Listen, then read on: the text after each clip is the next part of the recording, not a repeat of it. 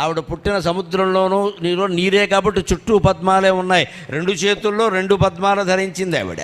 అంచేత పద్మ అంటారు ఆవిడ. పద్మప్రియే, పద్మిని, పద్మహస్తే, పద్మాలయే, పద్మదళాయతాక్షి. ఆవిడ చేతులు పద్మాలు, ఆవిడ కళ్ళు పద్మాలు, ఆవిడ ముఖం కూడా పద్మమే. పద్మంలా ఉండడం అంటే ఏమిటి? కింద బురదే ఉంటుంది, బురదలోంచే పద్మం పుడుతుంది. కానీ పద్మానికి బురద అంటదు. మనం ఈ కుళ్ళుబోతు సమాజంలో ఉంటూ కూడా ఆ కుళ్ళు అంటకుండా జాగ్రత్త పడాలి. అది పద్మం అంటే. ఏం చేయాలి? పద్మం ఏం చేస్తుందో అదే చేయాలి. పద్మం ఏం చేసింది? బురదలోంచే పుట్టింది, బురదలో ఉండలేదు, పైకి ఎదిగింది.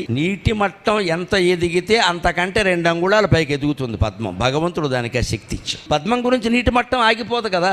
చెరువులో నీరు పెరుగుతూనే ఒక్కోసారి తరుగుతూ ఉంటుంది. చెరువులో నీరు పెరిగింది అంటే పద్మం అప్రయత్నంగా ఇంకో 2 అంగుళాలు పైకి ఎదుగుతుంది.